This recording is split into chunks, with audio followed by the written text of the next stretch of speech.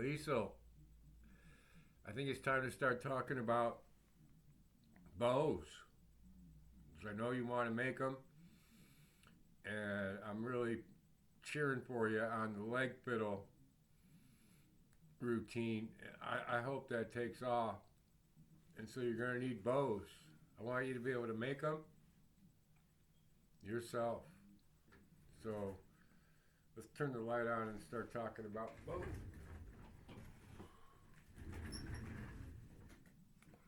So if you remember a while ago, like maybe a month back, I made a couple of bows, one for you and one for Mountain Cat Mike. Sent him his, but I never got yours sent out.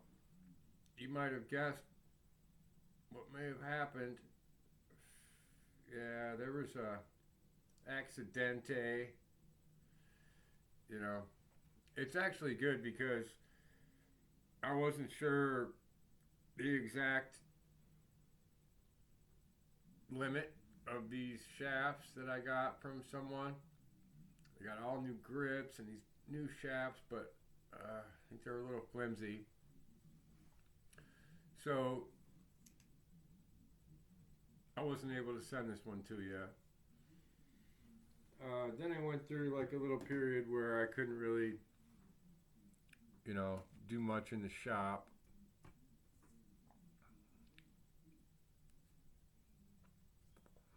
And recently, it just struck me to make a bow. So I've been going with if you remember mine here, I made this 10 years ago. We're going on about 10 years. I think it was just about 2015. I added the hat recently. It's I gotta paint it or something, Fiesta like. It seems to me like kind of a party hat. But so this has been mine, for let's say 10 years. And if you notice, it's got the graphite shaft, right? This is a golf club. This is an old golf club. And that's a graphite shaft. I had good luck with it somehow. I just ended up tightening it to the right tension at some point, left it, and maybe nipped it down a little bit more, and then I haven't adjusted it at all for 10 years. So this is my player. If you notice, I kind of tried to embellish this side with some copper wire, and then I never ended up doing anything with this side. Look, like I cut it off and I didn't even finish it. There's a wire tie there, like a what do you call it? Like a plastic wire tie. So, and this thing has been functioning fine for me, and I love it. So I've made 3 bows so far since then. We'll call that one number 0, mine. And then I sent 2 to Dr. Liza. I sent her kind of a long bow and a shorter one. I'm not sure which one she would like. There's an unboxing video about it. I don't know if she even showed I recommended to her that she start with the shorter one. That's kind of why I made it. But so those are my first 2, and then the third one went to Mike, Mountain Cat, and this was supposed to be number 4 for you, okay? But that was, like I said before, I'm not really too bummed out that it's broke, because I got to know, how far I can go. you have to keep tightening it down until it's done being tightened. You know, I'll explain that in a little bit. But what I was able to create was this one, and oh my goodness gracious, by far the best one I've made.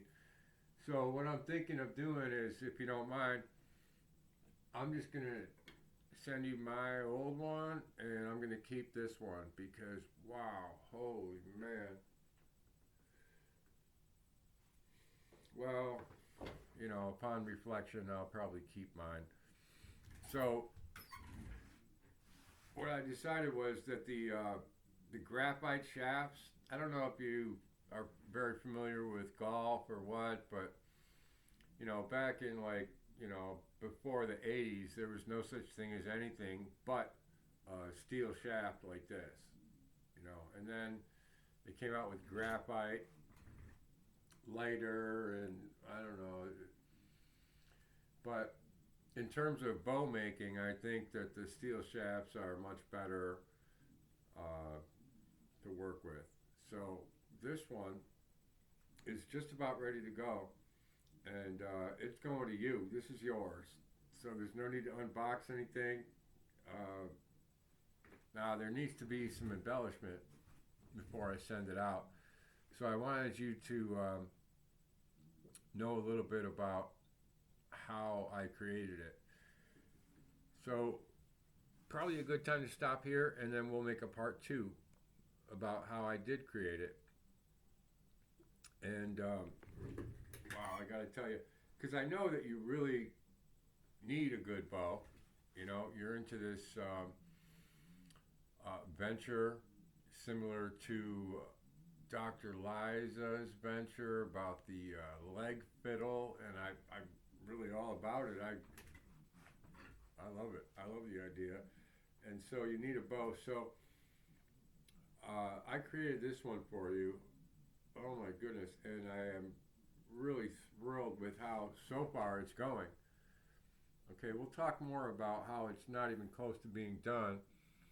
I pinch the ends. Once I do the wraps of however many numbers of wraps I'm going, right? We'll talk about that in the next video. But once I'm done wrapping the fishing line, okay, then you need to pinch it, you know? And so I just use a regular little zip tie. I have one over here. No, but you know what they are, those little plastic, and that's all that is right here. It's a plastic zip tie. It's not secure yet. Okay, and there's one on this side. You know, once you get done wrapping it, you pinch it. And then I go with a really light gauge metal wire and kind of wrap it around a little bit on both sides. Maybe I got some right here. Yeah, like kind of this type of like really light gauge metal, and just you know, fill in around the plastic zip tie, so you can come back, and I kind of finish up with, for some reason I decided on like a string, right? And then after I get so we'll go through the rest of it, but the string goes last, and then, you know, maybe some clear glue or epoxy or something over the string, and then, you know, and then we're done. But also on some bows, I only use the S hook on this end. It just works for me. And sometimes it sits up nicely like that, you know, to where, see how I got kind of a level string line to the shaft, right?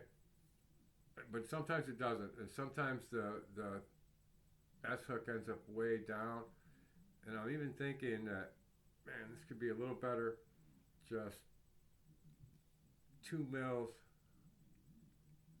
up, open, see, open it up. So I might end up trying to jam a piece of wood in there, we're getting close to having this being able to be sent out to you anyway, because I know you really could use a good bow.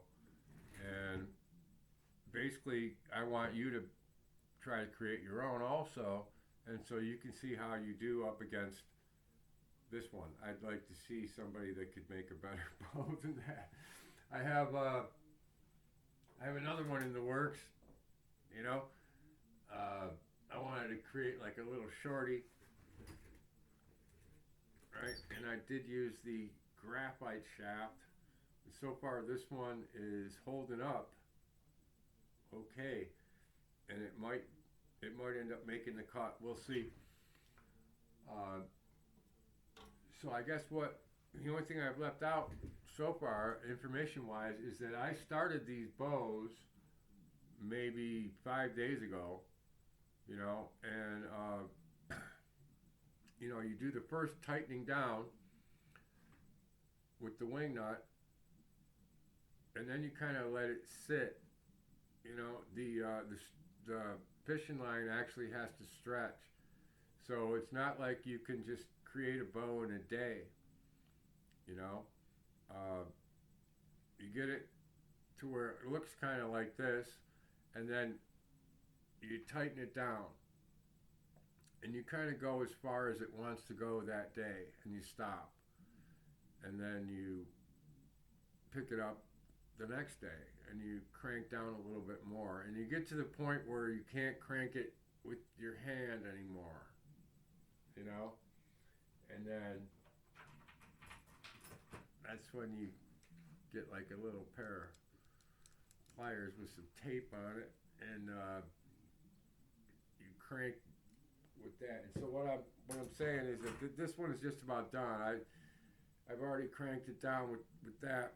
What you're looking for is no more wobble between, if you can grab this end and grab this end, and if you can wobble it, if it shimmies back and forth, it ain't done yet. It ain't tight enough, you know. And these are, that's just about right there. So I'm gonna send you both of them because I want you to be able to tell me if you like the shorter one more. I sent Liza 2 of them, you know, and so you get 2. These 2. This one is going to be nice. I think you might actually like the shorter one more, so that's why I'm sending them both. And so we'll talk more about it. I'll show you more about how to make them in part 2. There's a little bit to it, and I got some good tips for you. So I just wanted to let you know that your bows are in the works and are actually almost done and ready to be sent out. So thanks for being part of my channel, Liesl, and I'm glad if I could be able to help you on yours. So we'll talk to you again next time. Au revoir.